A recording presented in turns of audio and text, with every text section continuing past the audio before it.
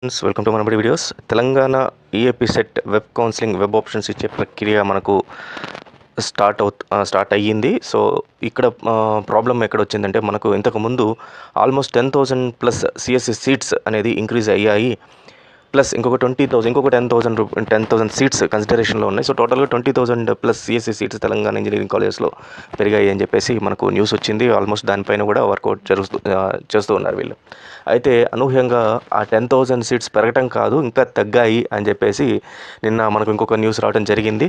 So ఈ ఎన్ని seats తగ్గాయి, సో దానివల్ల ఇంపాక్ట్ ఎక్కడ పడుతుంది, ఆ తర్వాత స్టూడెంట్స్ ఈ ఇంపాక్ట్ తప్పించుకోవాలంటే ఏం చేయాలి, వీళ్ళు అనుకున్న కాలేజ్లో సిఎస్సి సీట్ రావాలంటే ఏం చేయాలి అనే దానిపైన ఈ వీడియో ఉండబోద్ది. సో వీడియోని పూర్తిగా చూడడానికి ట్రై చేయండి. ఫస్ట్ టైం వచ్చిన యూజర్స్ ఖచ్చితంగా మన ఛానల్ సబ్స్క్రైబ్ చేసుకోండి, ఎందుకంటే ఎంసెట్ సంబంధించి ప్రాపర్ వెబ్ కౌన్సిలింగ్ మీకు గైడెన్స్ ఇవ్వడం జరుగుతుంది. దీని ద్వారా మీరు టాప్ కాలేజెస్లో సీట్ ఈజీగా పొందవచ్చు. అలాగే టెలిగ్రామ్లో దీనికి సంబంధించిన డాక్యుమెంట్స్ అన్ని కూడా పెడుతున్నాను. ఆల్రెడీ నిన్న మీరు ఎలా అయితే ప్రయారిటీ లిస్ట్ ఇవ్వాలో దానికి సంబంధించిన ఒక డాక్యుమెంట్ పెట్టాను. తర్వాత ఏపీ ఇంజనీరింగ్ కాలేజెస్ విత్ కోడ్స్కి సంబంధించి టెలిగ్రామ్లో పెట్టాము.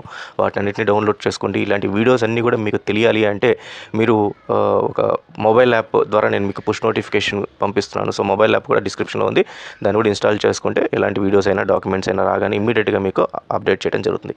Fine students, so Telangana EAP సెట్కి సంబంధించిన న్యూస్ చూద్దాము. సో ఈ రోజు నుంచి మనకు వెబ్ ఆప్షన్స్ స్టార్ట్ కానుంది. అయితే అనూహ్యంగా ఏమైందంటే, మొత్తం సీట్స్ బీటెక్ సీట్స్ 70,000కు తగ్గిపోయాయి. 70,307కి కన్వీనర్ కోటా, అంటే కన్వీనర్ కోటా ఒకటి, తర్వాత మేనేజ్మెంట్ కోటా అని ఒకటి ఉంటుంది. అంటే ఒక కాలేజీలో సీట్స్ 70%, ఫర్ ఎగ్జాంపుల్ ఒక కాలేజ్లో 100 సీట్స్ ఉంటే 100లో 70 సీట్స్ మీకు ఎంసెట్ కౌన్సిలింగ్ ద్వారా ఫిలప్ చేస్తారు. అంటే మీరు డైరెక్ట్గా మీకు వచ్చిన మెరిట్ బట్టి ఈ కాలేజీలో మీకు వస్తుంది అని చెప్పడం జరుగుతుంది. రిమైనింగ్ 30 సీట్స్ వీళ్ళు ఎవరైతే కాలేజ్ వాళ్ళు మేనేజ్మెంట్ కోటా ద్వారా, ఎన్ఆర్ఐ కోటా, దానికి బీ కేటగిరీ 4-5 పేర్లు పెడతారు. దానికి మొత్తం జరిగేది అదే అడ్మిషన్, డబ్బులు తీసుకొని వాళ్ళు జాయిన్ చేసుకుంటారు దాంట్లో.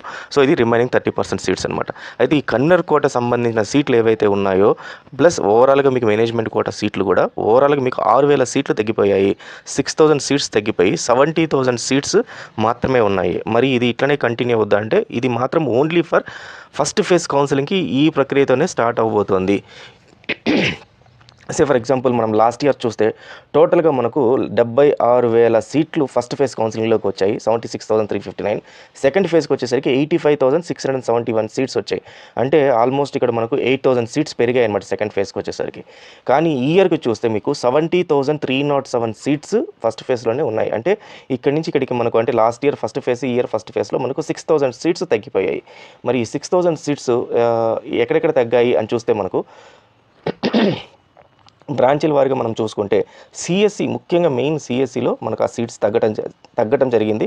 Then CSE, AML, ECE and remaining వాటిలో చాలా వరకు సీట్స్ తగ్గిపోయాయి. అంటే apart from the regular CSE వాటిలో కాకుండా మిగతా వాటిల్లో చాలా ఎక్కువ తగ్గిపోయాయి. ఐటీ, సివిల్, ట్రిపుల్ ఈ వీటిలన్నింటిలో కూడా సీట్స్ తగ్గించుకుంటూ వచ్చేసారు. మరి ఇన్ని సీట్స్ తగ్గాయి, నెక్స్ట్ పెరుగుతాయి అంటే ఖచ్చితంగా పెరుగుతాయి. ఎప్పుడు పెరుగుతాయంటే సెకండ్ ఫేజ్ కౌన్సిలింగ్లో పెరిగేదానికి ఛాన్స్ ఉందన్నమాట. ఎందుకు సెకండ్ ఫేజ్లో పెరుగుతాయి అంటే, ఈ ఫస్ట్ ఫేజ్ కౌన్సిలింగ్కి సంబంధించి ఇప్పటిదాకా కొన్ని కాలేజెస్ ఆల్రెడీ మాకు సీట్స్ పెరగాలి, ప్లస్ ఉన్న existing other branches, other courses ఏవైతే ఉన్నాయో వాటిలో సీట్స్ మాకు వద్దు, వాటన్నిటిని కూడా సిఎస్సిలో కన్వర్ట్ చేయండి అని ఏఐసిటీకి ఆల్రెడీ పర్మిషన్ అయితే, అప్రూవల్ అయితే వచ్చేసింది. ఏఐసిటీకి వీళ్ళు రిక్వెస్ట్ పెట్టాం, అక్కడి నుంచి అప్రూవల్ వచ్చింది. బట్ స్టిల్ మన దగ్గర, అంటే తెలంగాణ గవర్నమెంట్లో ఇంకా దాని గురించి వీళ్ళు పెట్టిన రిక్వెస్ట్ ఏదైతే ఉందో దానికి సంబంధించిన అప్రూవల్ అయితే రాలేదు. సో తెలంగాణ గవర్నమెంట్ నుంచి అప్రూవల్ వచ్చేదానికి కొంచెం టైం తీసుకుంటుంది. ఒకవేళ ఇన్ కేస్ తెలంగాణ దీంట్లో కానీ అయితే మాత్రం, తెలంగాణ అప్రూవల్ అయితే ఇంకొక 20,500 సీట్స్ అయితే ఖచ్చితంగా పెరుగుతాయి. సో ఇప్పటికైతే మాత్రం ఫస్ట్ ఫేజ్ కౌన్సిలింగ్లో అయితే మాత్రం ఈ సీట్స్ని తీసుకొచ్చే ఛాన్స్ అయితే కనబడట్లేదు, ఎందుకంటే ఈ రోజు నుంచి కౌన్సిలింగ్ స్టార్ట్ అయిపోతుంది కాబట్టి. సెకండ్ ఫేజ్కి వచ్చినప్పుడు మాత్రం ఖచ్చితంగా ఈ 20,500 అయితే పెరుగుతాయి. సో మరి ఫస్ట్ ఫేజ్ కౌన్సిలింగ్లో అటెండ్ అయ్యే స్టూడెంట్స్ ఎవరైతే ఉంటారో, ముఖ్యంగా సిఎస్సి కోసం పోటీ ఎక్కువ పడుతున్నారు కాబట్టి వీళ్ళందరికీ చెప్పేది ఏంటంటే, ఆప్షన్స్ ఎక్కువగా పెట్టుకోండి. వెబ్ ఆప్షన్స్లో ఇచ్చేటప్పుడు ఆప్షన్స్ ఎక్కువ పెట్టుకోండి. అలా అని కనపడిన కాలేజ్ అన్నీ పెట్టకండి. మీకు తెలిసి దీని గురించి ఎంక్వైరీ చేసి టాప్లో ఉన్న కాలేజెస్, మరి టాప్ 10, టాప్ 20 అని చెప్పట్లేదు, టాప్లో ఉన్న కాలేజెస్ ఒక లిస్ట్ అంతా ప్రిపేర్ చేసుకోండి. ఆల్రెడీ ఆ కాలేజెస్ లిస్ట్ అంతా కూడా మన దాంట్లో పెట్టున్నాము. టాప్ 50 కాలేజెస్, టాప్ 100 కాలేజెస్ మనబడి సైట్లో ఉన్నాయి కాబట్టి ఆ లింక్ నేను డిస్క్రిప్షన్లో ఇస్తాను. ఒకసారి చూసుకొని ఆ కాలేజెస్లో సీట్స్ మాత్రమే పెట్టుకొని మీకు సాధ్యమైనంత వరకు కూడా సిఎస్సి ఆప్షన్ ఇచ్చి, సిఎస్సి కావాలనుకున్న వాళ్ళు సిఎస్సి ఆప్షనే ఇచ్చి ఆ కాలేజెస్ లిస్ట్ పెట్టుకోండి. అండ్ ముఖ్యంగా చాలామంది ఇగ్నోర్ చేసేది ఏంటంటే, ఎక్కువ ర్యాంక్ వచ్చిన వాళ్ళు ఎక్కువ ర్యాంక్ వచ్చిన వాళ్ళు మాకు ఈ కాలేజీలో సీట్ రాదేమో, టాప్ కాలేజీలో సీట్ రాదేమో, ఎందుకులే అని చెప్పి వదిలేస్తున్నారు.